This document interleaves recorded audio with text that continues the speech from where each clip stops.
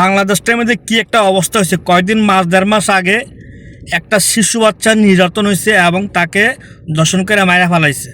ঠিক আছে, তো এইটা নিয়ে অনেক কিছু মিডিয়া তোলফার হওয়ার ফলেতে যত সাধারণ মানুষের সবার কাছে যখন পৌঁছে গেছে তার তাৎক্ষণিক ওরা আবার কী করছে, মা বাবা বলছে যে এটার আমি ফাঁসি চাই, এই বিচারের আমরা ফাঁসি চাই।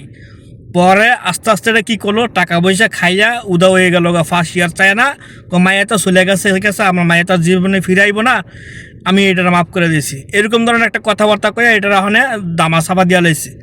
ঠিক আছে, তো যাই হোক, এখন আবার এই পাড়াপড়শি বা আত্মীয় স্বজনে বা জালে জালে বা নন্দে নন্দে এরকম ধরনের ভাই ব্রাদার আত্মীয় স্বজনের মেয়েদের তারা পুরনো একটা দণ্ডনীয়া, ওই দণ্ডনীয়া ছোটো ছোটো বাচ্চাদের উপর দেখেন কি আঘাত করে, সাংঘাতিক একটা আঘাত করতেছে তারা। কিন্তু কার কাছে কোথায় যাব, কোথায় রাখবো, কোথায় বাচ্চাদের আশ্রয় রাখবো বা তাদের নিরাপদ কোথায় থাকবে? আপন মানুষ যদি এই কাজ করে তাহলে এই বাচ্চাটাকে কার কাছে দিয়ে দেবো? ঠিক আছে, যাই হোক, ওই মহিলাটা ভিডিও করে রাখছিল, ক্যামেরা অন করে রাখা ওদিকে ভিতরে গেছিল। তো এর মধ্যে দেখেন জ্বালাইয়া বাচ্চাটার 2 মাসের বাচ্চারে পাওয়াটা ভেঙে লেছে, কারণ তাদের পুরানো শত্রুতমের কারণে এই ছোটো বাচ্চাটার উপরে আঘাত করলো। ঠিক আছে, এই ঘটনাটা দেখেন কি হইল। প্রথম অবস্থা কিন্তু বিচার চাইছে, ঠিক আছে, এইটার কোনো মামলা টামলা হয়ে গেছিলো, অলরেডি হয়ে গেছে। যখন আবার পুনরায় আবার কিছুদিন যাওয়ার পরে হয়তো ওই যে তারা কিছু ভয়ভীত দেখাইছে, একসাথে একখানের মানুষ বলছে যে ঠিক আছে আমরা এটা সংশোধন করে নিতে পারি, আমরা চিকিৎসা যা লাগে খরচ দেবো, এরকম হয়তো কথাবার্তা বলছে। তখন আবার বাচ্চার মা এবং বাচ্চার বাবা আবার পুনরায় এটারে রাজি হয়ে গেছে। এখন বাচ্চার কোনো ক্ষতি হয় নাই, বাচ্চার পাওয়া ভাঙে নাই, এটা আগের থেকে এমন, তাদের কোনো আগের থেকে রিলেশন ছিল না। ঠিক আছে, মানে এখন কোনো ক্ষতি করে নেই।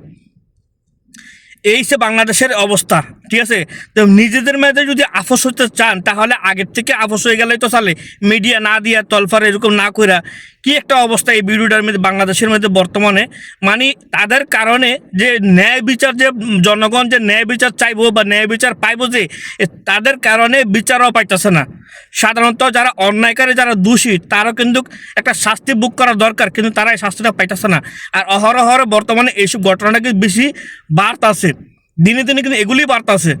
কারণ কি আমি এটি বুঝি না, এটা কি বাংলাদেশের কালচার? তা আমার কথা হচ্ছে যে সরকারের কাছে আমি একটা আবেদন করতেছি যে এই কথাটা, যে তারা যদি নিজেরা যদি আপোষ হয়েও থাকে, বিচার আইন আপনারা সঠিক রাখবেন।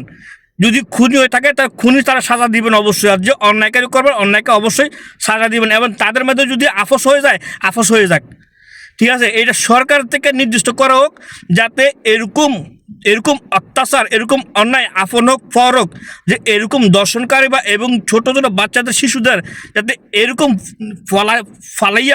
পলাইয়া যাতে এই নির্যাতনগুলো যাতে না করে, সরকারের কাছে একটা আবেদন করতেছি আমি।